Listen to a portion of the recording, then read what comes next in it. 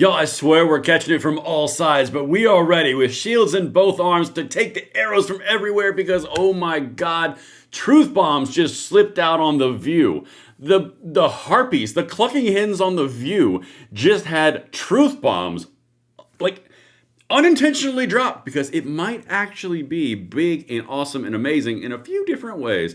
Watch this. Let's dive right into this. Of course, you can follow me on X at Braden LOA. Hit that like button, subscribe to the channel, turn the notification bell on. Guys, this is just before the live stream tonight. I was struggling on what we were going to cover because there's too much. It overwhelms the systems.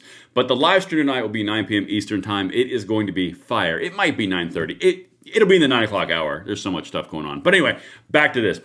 This is The View, talking about the audacity of the bombing that's going on in Iran. And then all of a sudden, magic percolates out. And it is wild when these things happen. It's kind of similar to what Rush Limbaugh used to say, random chance of journalism. Yeah, this is fascinating. Watch this. I look at Donald Trump and I look at Netanyahu and I see two leaders who I think politically they benefit from war. Netanyahu is facing criminal charges for corruption back home. Donald Trump is facing very low numbers and Epstein files that are not, and we will not let go away. I do think it's threefold. One, we have 47 million Iranian women who now have a hope of freedom. That's a good thing, okay? We have an disgusting terrorist regime ended, and the people finally have hope to create their own nation again. Okay, so that's the hope. When we zoom out in geopolitical realm, okay, which is not my specialty either, but I have a ton of friends in the military who specialize in this. We see that this is actually avoiding a boots on the ground war with China when we are able to choke their oil supply, and the president and our military are exemplary in doing so right now. They've cut the oil supply from Venezuela, and they've now reduced it and choked the oil supply to China in Iran. And now what that does is presumably prevent China from having an absolute stronghold on the globe. So this is a strategic move geopolitically that we may not fully understand, but I absolutely trust that this is best for our nation, and we should be America first. I look at Donald. Well, that took a turn. You mean there are things that are broader and more encompassing than just the emotional blabbering and lashing out of liberals on the left? That's weird. So in one fell swoop, and I got even more stuff, including a UN guy who's like, yeah, this is the best thing in the world for everybody. But anyway, we'll get to that in a second. So you're telling me that you can take out a extremely insane regime, a troublemaker for the entire region, been threatening to kill us and every ally we have for 40 years, particularly our strongest ally in the region, Israel. I know, oh my God, I said the word Israel. Get ready, trolls, I'm gonna say it again. And then we've got this whole oil thing with China. So you can accomplish all of these things, and that's a bad thing? Not exactly sure. But this is the whole point. I told you prior, they're going to go in a few different areas, and they're still trying to figure it out. They're going to try to go back to the Epstein files, which has been verified he's not in there, so that's just stupid. They're going to go back to an illegal war. Well, I just showed you a clip in the last video that Nancy Pelosi fully authorized this under Obama and said it's perfectly legal and he doesn't need the authority they're trying to say he needs. And then you got the whole women are being freed and the feminists don't know what to do. I mean, my God. Okay, let's keep on going. Again, I'm just going to keep on stacking it up. Just keep stacking it up and I'm going to light it on fire.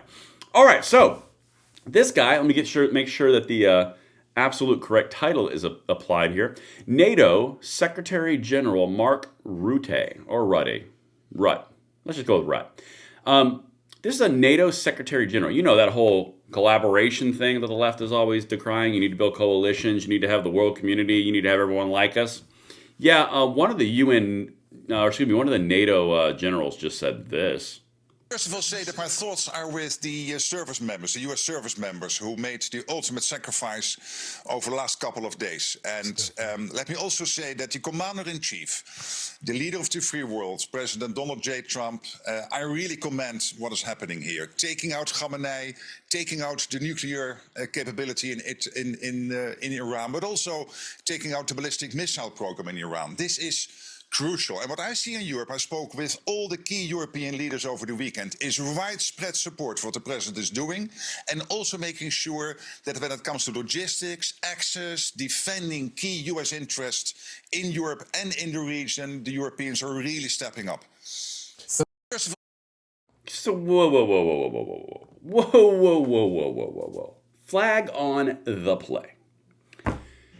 So let me just fully track this. The liberals and the leftists and the progressives and the Democrats are telling us that no one wants this war. Everyone hates us for this war. It's our fault. It's a war of aggression. It's evil. It's awful. It's all about, well, they haven't said all about oil yet, even though that's a low-hanging fruit, because that would kind of reinforce the whole point of it working. But anyway, they haven't gone down the oil one yet. They probably won't, because it won't work too well. But so I was told and guaranteed that was the case. And now you've got Iranians celebrating. You have all the Arab nations in that area, in that region of the world, celebrating, and in fact joining and kicking the horse while it's on the ground. Not quite dead yet, but kicking it on the ground. And now you have NATO members in Europe celebrating, supporting, and providing logistical support to get rid of the threat that is Iran. This doesn't seem like it jives with everything that they're saying. The narrative is slipping away from them. And if you need any more proof of this, I'm going to go to a Reddit post that is a very important piece of this entire equation. Remember what Elizabeth Hasselbeck, that's the blonde right there on the right, said about oil and the macro and the full-on rewiring of the political power structure in the system? Watch this. This is a lefty on Reddit. The U.S. now controls the world oil market. My God, they're learning. I have some really bad news. Again, from a lefty perspective. The U.S. now has a monopoly on the world's oil market. We effectively control Venezuela's oil production. Iran has been taken out of the picture. Russia is no longer a player in the international oil markets because of sanctions, and Ukraine has been attacking their oil refineries, and Iran just attacked refineries in Saudi Arabia. Not to mention, they're in league with us anyway. The U.S. is the #1 oil producer in the world, and it now controls the market. That's a good thing if you're American. It's a brilliantly evil plan. Again, this is from a lefty.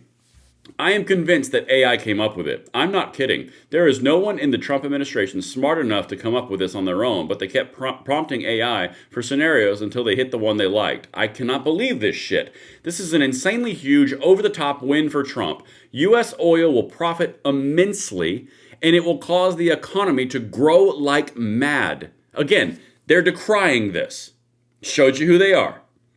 No matter what Trump does now, the American people will gladly look the other way as long as their pockets are being filled. We are so effed. He can do whatever he wants as long as the money keeps rolling in. This is the moment the Trump administration legitimately became a dictatorship.